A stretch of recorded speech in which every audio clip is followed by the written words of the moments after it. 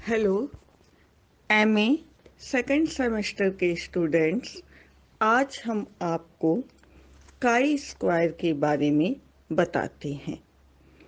इसके पहले हमने टी टेस्ट के बारे में भी पढ़ा हुआ है और काई स्क्वायर के बारे में थोड़ा सा कुछ बताने के बाद हम आपको इसके पहले एक बार एक वीडियो में, छोटे वीडियो में काई स्क्वायर की इक्वल डिस्ट्रीब्यूशन की हाइपोथेसिस के बारे में बता चुके हैं।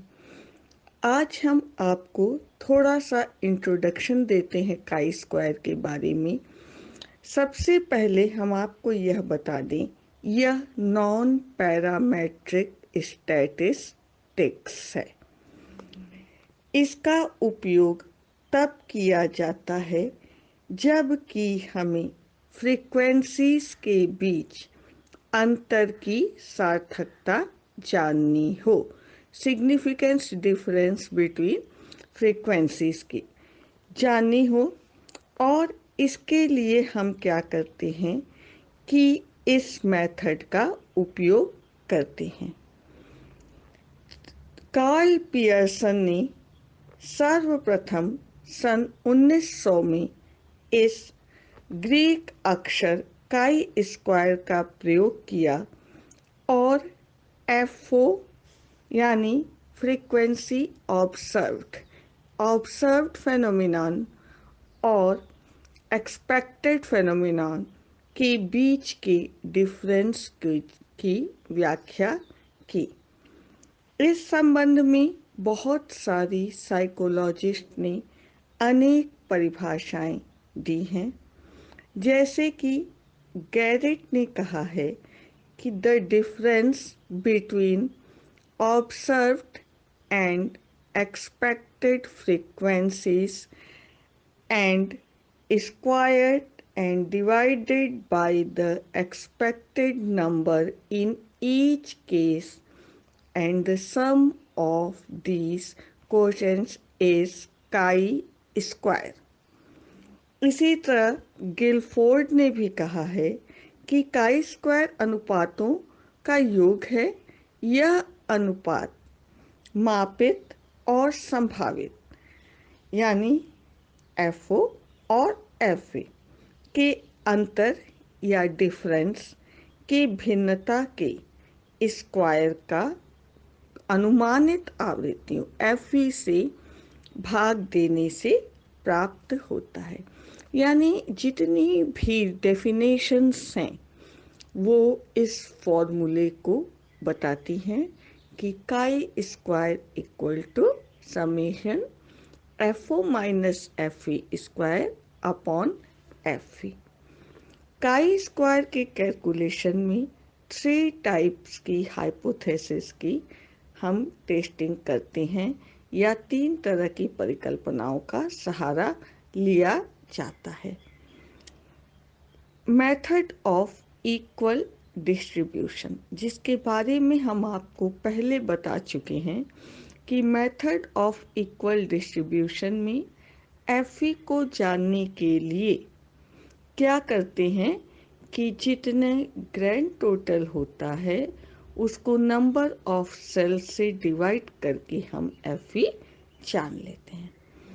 लेकिन आज हम आपको मेथड ऑफ इंडिपेंडेंट डिस्ट्रीब्यूशन यानी हाइपोथेसिस ऑफ इंडिपेंडेंट डिस्ट्रीब्यूशन के बारे में बताएंगे।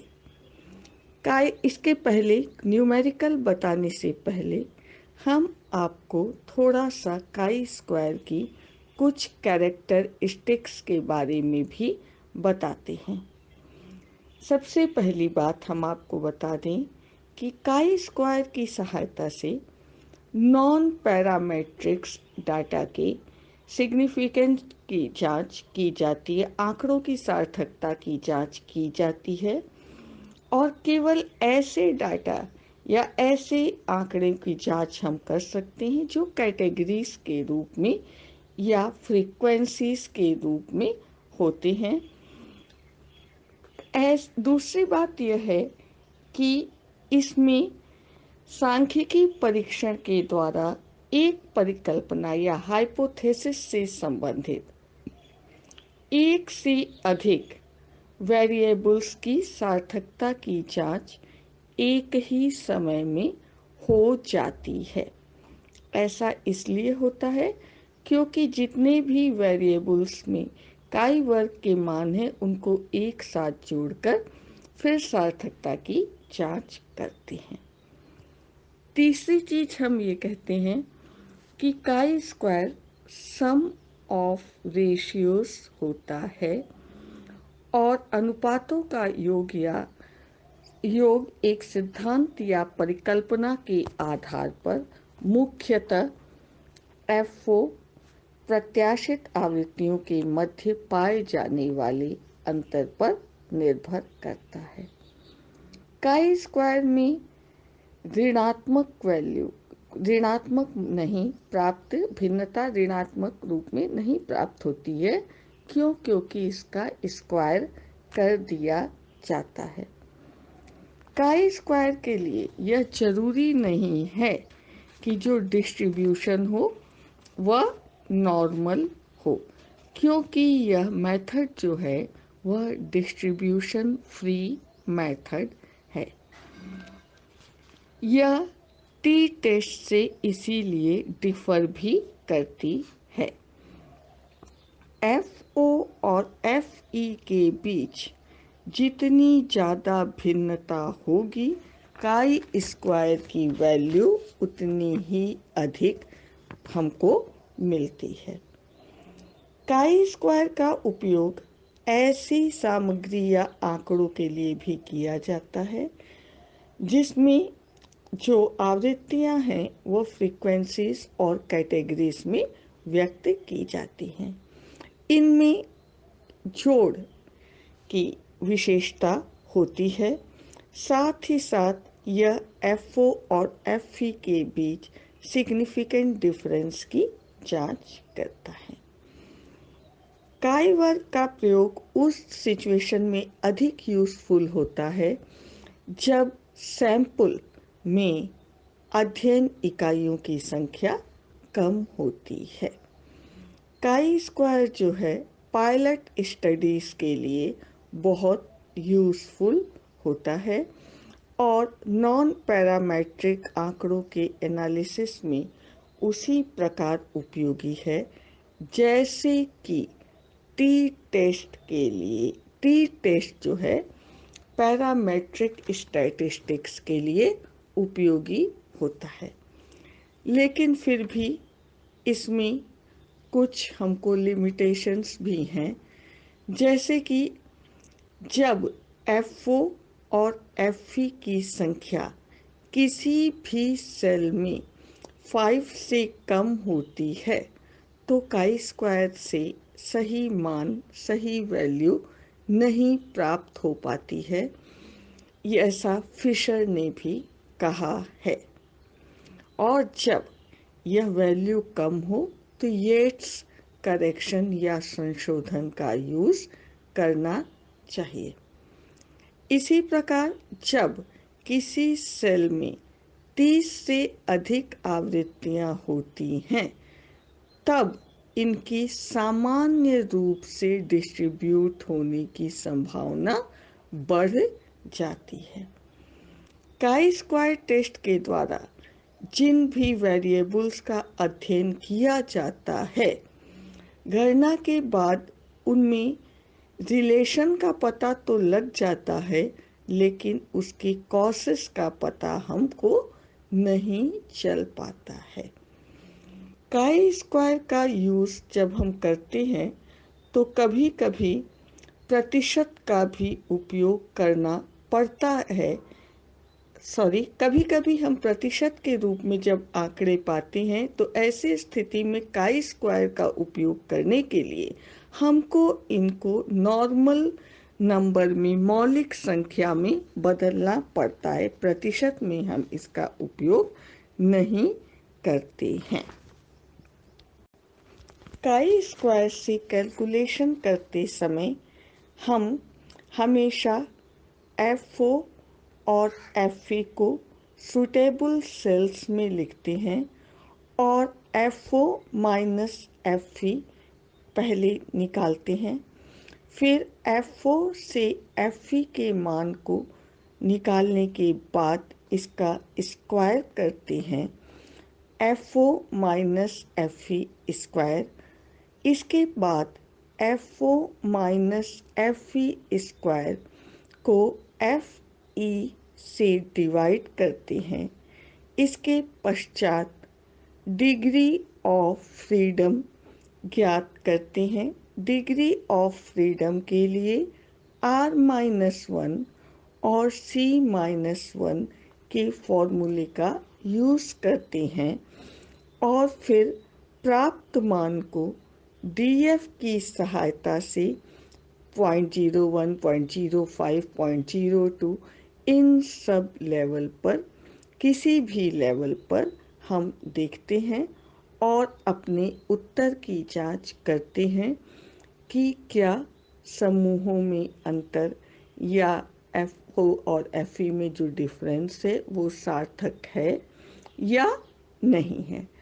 क्योंकि जो शून्य परिकल्पना होती है उसके आधार पर डिफरेंस अगर होगा तब तो हमारी नल हाइपोथेसिस रिजेक्ट हो जाएगी, और अगर तालिका के मान से काई स्क्वायर के मान को हम जब देखते हैं और हम पाते हैं कि यह डिफरेंस नहीं है, सार्थक नहीं है, सिग्निफिकेंट डिफरेंस नहीं है, तो हमारी नल हाइपोथेसिस सेलेक्ट होती है और हम कह सकते हैं कि there is no significant difference between groups, between frequencies.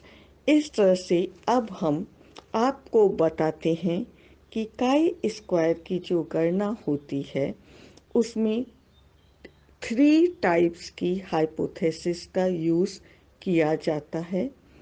Hypothesis of equal distribution, hypothesis of normal distribution और hypothesis of independent distribution. Hypothesis of equal distribution हम आपको पहले बता चुके हैं। आज हम आपको बताएंगे हाइपोथेसिस ऑफ इंडिपेंडेंट डिस्ट्रीब्यूशन, और इसे हम आपको पूरा एक सवाल, एक किताब की ही सहायता से हमने सवाल को लिया है और हम आपको इसको स्टेप बाय स्टेप कैलकुलेशन बताते हैं और आपको पूरा दिखाते चलते हैं। स्टूडेंट्स, इसके पहले जब हमने आपको काई स्क्वायर बताया था तो हमने आपको इक्वल डिस्ट्रीब्यूशन की हाइपोथेसिस बताई थी। आज हम आपको हाइपोथेसिस ऑफ इंडिपेंडेंट डिस्ट्रीब्यूशन बताने चल रहे हैं। स्वतंत्र वितरण की परिकल्पना। इक्वल डिस्ट्रीब्यूशन में एक x के कई ऑब्जर्वेशन हो सकते हैं, लेकिन ये कई हो सकते हैं इक्वल डिस्ट्रीब्यूशन में, लेकिन जब हम इंडिपेंडेंट डिस्ट्रीब्यूशन की बात करते हैं तो इसमें x भी बढ़ जाते हैं और ऑब्जर्वेशन भी कई हो सकता है।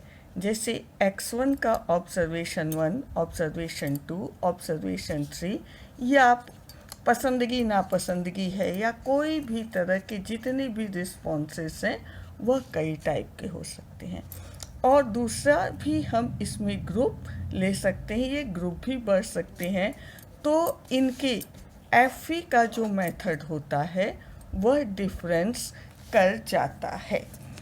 आज हम आपको हाइपोथेसिस ऑफ इंडिपेंडेंट डिस्ट्रीब्यूशन के संबंध में रंग पसंदगी के मामले में एक इंडिपेंडेंट डिस्ट्रीब्यूशन की हाइपोथेसिस को बताने चल रहे हैं।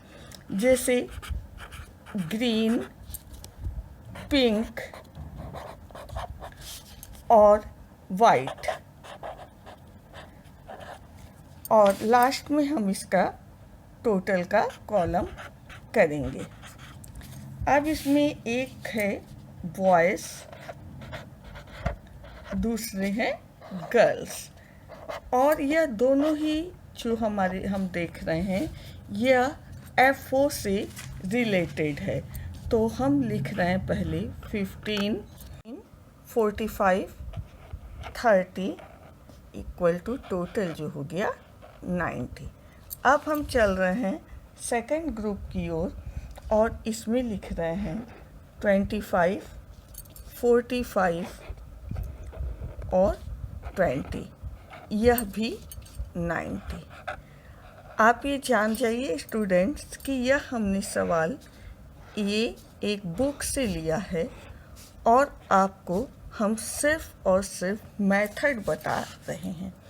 अब हमने ग्रीन का टोटल कर दिया 10, 40, ये हो गया 90, ये हो गया 50 और ग्रैंड टोटल हो गया 180। अब सबसे पहले अब जो हम FE निकालेंगे वह हम यह पूरे टोटल में सभी के लिए FE निकालेंगे। तो सबसे पहले 180 में ग्रीन को पसंद करने वालों की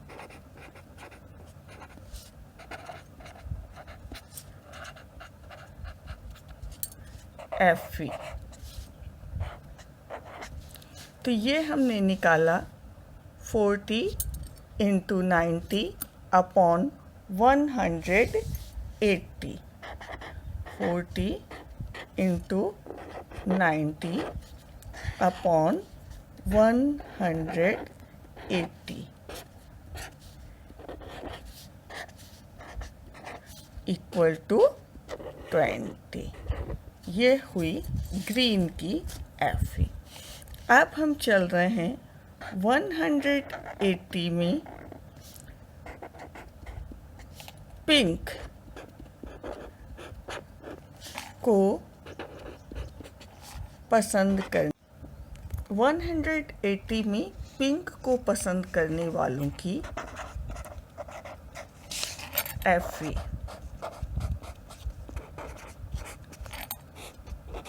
तो ये है पिंक के लिए 90 है, ग्रैंड टोटल 180 है, ग्रुप का टोटल 90 है।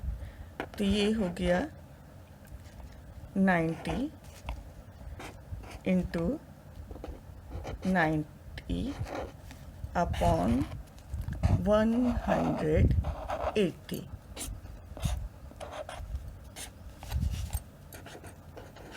ये हो गया 45। अब हम चल रहे हैं 180 में वाइट कलर पसंद करने वालों की FE, 180 में वाइट को पसंद करने वालों की FE, तो वाइट को पसंद करने वाले हैं 50 इंटू 90 अपॉन 180,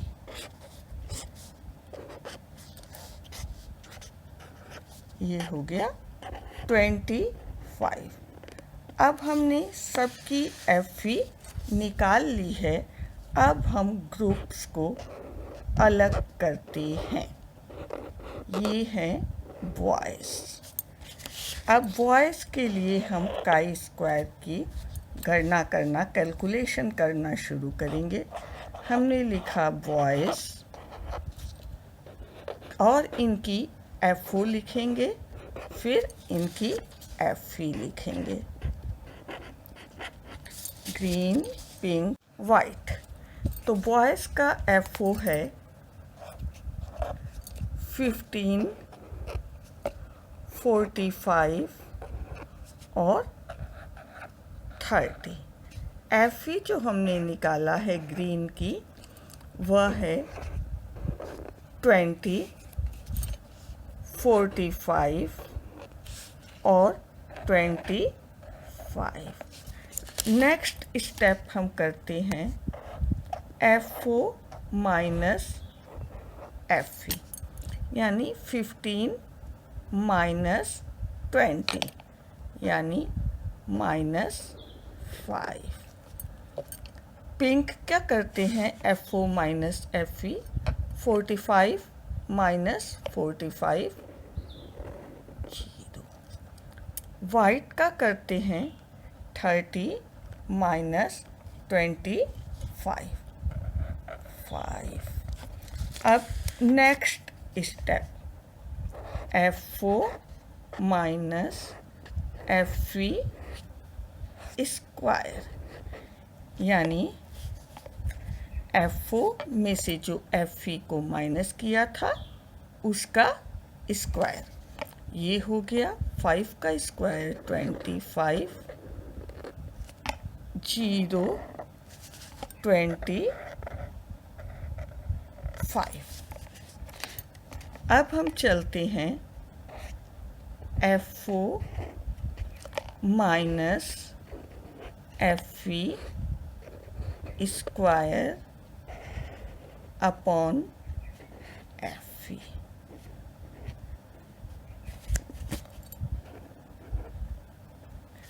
अब 25 अपॉन 20, यह हमारा 0 है, यह 0 और यह 25 अपॉन 25। तो जब 25 को 20 से डिवाइड करते हैं तो ये आया 1.25। ये 0 से ही करना है इसलिए 0 ही है, और 25 को 25 से डिवाइड किया तो ये आया 1। तो इस तरह से अभी हमने बॉयज़ का किया। अब हम चल रहे हैं गर्ल्स के ग्रुप की कैलकुलेशन करने। गर्ल्स के ग्रुप की कैलकुलेशन के लिए ऊपर हमने लिखा गर्ल्स, और ये ग्रीन, पिंक और वाइट टोटल। अब ग्रीन कितना था गर्ल्स में, ये FO हम कर रहे हैं, ध्यान दीजिएगा। तो ग्रीन था गर्ल्स का 25, पिंक 45, यह फ्रीक्वेंसी ऑब्जर्व थी, और वाइट जो है वह 20, टोटल जो था वह 90। अब हमने जो FE निकाली थी वह बॉयज़ पे लगाई, और अब उसे गर्ल्स पर भी पुट कर देते हैं। 20, 45 और 25। अब हम अगला स्टेप चलते हैं FO माइनस FE, यानी 25 minus 20 equal to 5, 45 minus 45 equal to 0, 20 minus 25 equal to -5। जब स्क्वायर कर देते हैं तो ये माइनस अपने आप हट जाता है। अब नेक्स्ट स्टेप है हमारा FO माइनस FE स्क्वायर का, यानी 5 का 5 से 25 0 25। अब हम इसकी बात करते हैं FO minus FE square upon F E, यानी 25 अपॉन 20, 25 अपॉन 20 इक्वल टू 1.25। ये हो गया 0 और इसके बाद 25 ये और 25 ये अपॉन 25 इक्वल टू 1। अब हम चलते हैं अपने नेक्स्ट स्टेप की ओर, फॉर्मूले की ओर।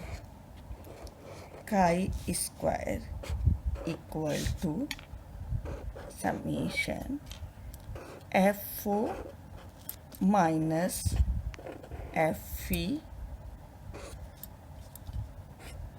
स्क्वायर अपॉन, अब हम चल रहे हैं अपने फॉर्मूले की ओर। Chi square equal to summation FO minus FE square upon FE।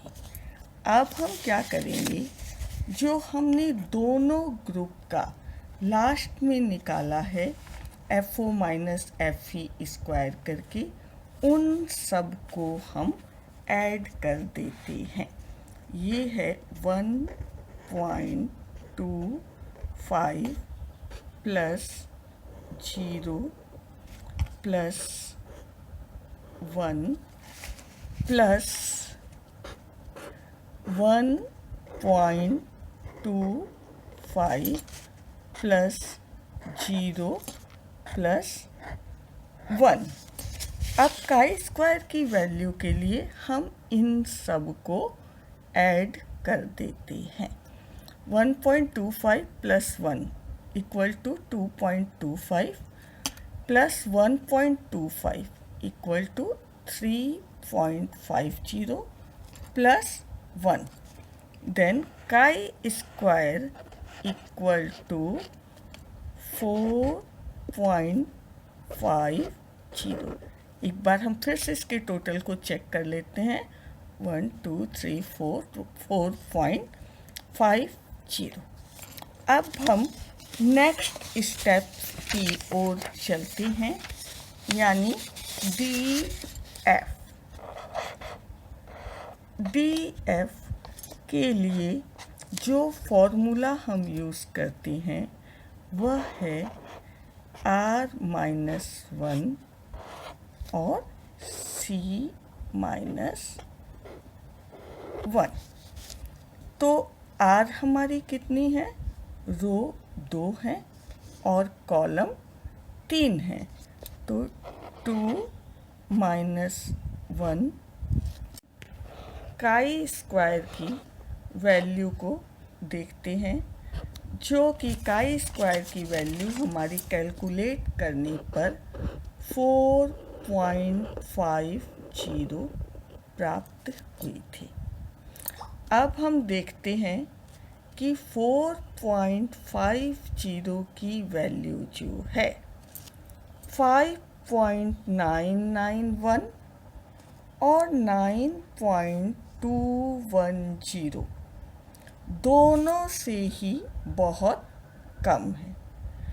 तो हम कह सकते हैं कि 0.05 लेवल और 0.01 लेवल दोनों ही स्तरों पर बॉयज़ और गर्ल्स के कलर प्रेफरेंस के मामले में कोई अंतर सार्थक नहीं है, और अगर है तो वो कोई महत्व नहीं रखता है, संयोगवश है।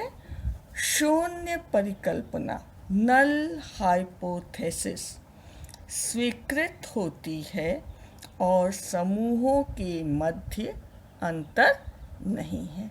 नल हाइपोथेसिस सेलेक्टेड, यानी शून्य परिकल्पना यह कहती है कि दोनों समूहों में कलर प्रेफरेंस को लेकर किसी भी प्रकार का कोई सार्थक अंतर नहीं है। अब हम आपको एक बार फिर से स्टेप बाय स्टेप पूरा इस डिस्ट्रीब्यूशन की ये इंडिपेंडेंट डिस्ट्रीब्यूशन की हाइपोथेसिस को एकदम फिर से क्रम वाइज आपको दिखाना शुरू करते हैं और बताना शुरू करते हैं। हमने आपको शुरू में -1, तो ये हो गया 1 × 2, यानी DF हमारा हुआ 2। अब 2DF के लिए हम टेबल से वैल्यू को ज्ञात करते हैं। टेबल से वैल्यू को ज्ञात करने के लिए हम 0.05 और 0.01 दोनों पर वैल्यू लेते हैं और चेक कर लेते हैं। ये ज़रूरी नहीं है कि हम दोनों पर करें या 0.05 पर ही करें या 0.01 पर ही करें।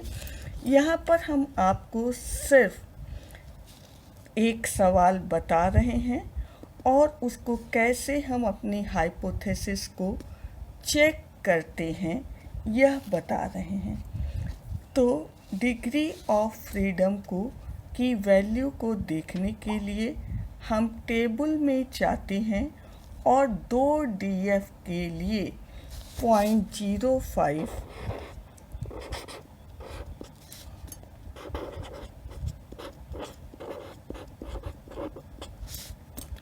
0.05 और 0.01 पर हम दोनों का मान टेबल से ज्ञात करते हैं।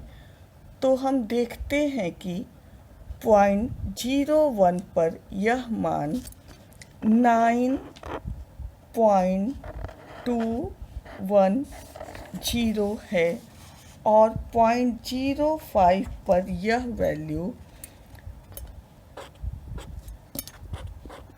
5.991 है।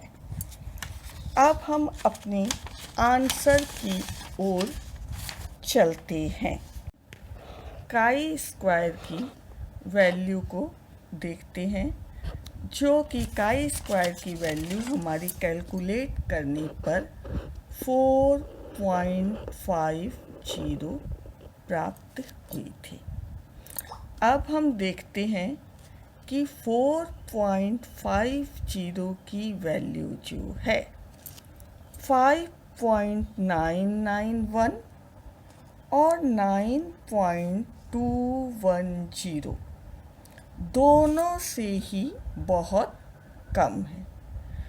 तो हम कह सकते हैं कि 0.05 लेवल और 0.01 लेवल दोनों ही स्तरों पर बॉयज़ और गर्ल्स के कलर प्रेफरेंस के मामले में कोई अंतर सार्थक नहीं है, और अगर है तो वो कोई महत्व नहीं रखता है, संयोगवश है। शून्य परिकल्पना नल हाइपोथेसिस स्वीकृत होती है और समूहों के मध्य अंतर नहीं है। नल हाइपोथेसिस सेलेक्टेड, यानी शून्य परिकल्पना यह कहती है कि दोनों समूहों में कलर प्रेफरेंस को लेकर किसी भी प्रकार का कोई सार्थक अंतर नहीं है। अब हम आपको एक बार फिर से स्टेप बाय स्टेप पूरा इस डिस्ट्रीब्यूशन की ये इंडिपेंडेंट डिस्ट्रीब्यूशन की हाइपोथेसिस को एकदम फिर से क्रम वाइज आपको दिखाना शुरू करते हैं और बताना शुरू करते हैं। हमने आपको शुरू में को एक बार फिर से क्रम वाइज पूरा जो हमने लगाया था वह दिखाते चल रहे हैं। ये बॉयज़ और गर्ल्स 3 कलर के प्रेफरेंस को लेकर हम नल हाइपोथेसिस के बारे में अध्ययन करने चल रहे हैं कि क्या ये जो 3 कलर्स लिए हैं इनके प्रेफरेंस के मामले में जो हमको रिस्पॉन्स मिली है, ये ऑब्जर्व फ्रीक्वेंसी हमारी ये थी दोनों की, और जो रिस्पॉन्स मिली है क्या उनमें कोई अंतर सार्थक है या नहीं है। अब हम सबसे पहले क्या किए, 180 में से यानी ग्रैंड टोटल में सबकी एफवी निकाल लिए, ग्रीन की, पिंक की और वाइट की। इसके बाद हमने बॉयज़ के ग्रुप की एफवी निकाली और इसके लिए जो स्टेप यूज़ किया कि जो हमने फ्रीक्वेंसी ऑब्जर्व की थी उसके फ्रीक्वेंसी जो एक्सपेक्ट की FO माइनस FV किया, FO माइनस FV का स्क्वायर निकाला, FO माइनस FV के स्क्वायर को FV से डिवाइड किया। इसके बाद हम गर्ल्स का भी इसी प्रकार से निकाल लिए और हम आपको निकालते समय लगातार स्टेप वाइज करते हुए दिखाए थे, अब सिर्फ रिवीजन बता रहे हैं। अब FO माइनस FV, फिर FO माइनस FV स्क्वायर, फिर FO minus FV square upon FV। इसके बाद काई स्क्वायर के फॉर्मूला को हमने लिया, समेशन ब्रैकेट में FO minus FV square upon FV। तो जो हमने बॉयज़ का निकाला और अब हमने फॉर्मूले में जो FO minus FV square upon FV निकाला था सबको ये बाद में समेशन कर दिया, योग कर दिया और हमने पाया कि काई स्क्वायर की वैल्यू 4.50 हम पाते हैं। अब हम अगला स्टेप करते हैं डिग्री ऑफ फ्रीडम का। डिग्री ऑफ फ्रीडम के लिए हमने जो फॉर्मूला यूज़ किया है वह R-1 C-1, 2 रो थी, 3 कॉलम था, 2 DF मिला। टेबल से हमने 0.05 लेवल और 0.01 लेवल की वैल्यू देख ली और हम पाते हैं कि 0.05 पर 5.991 और 0.01 पर 9.210, दोनों ही वैल्यू से हमारा जो आंसर मिला है वह 4.50 मिला है और वह इन दोनों ही वैल्यू से कम है। अतः हम कह सकते हैं कि इन ग्रुप में कलर प्रेफरेंस को लेकर कोई सिग्निफिकेंट डिफरेंस नहीं है, नल हाइपोथेसिस सेलेक्ट होती है और ग्रुप्स के बीच में डिफरेंस नहीं है।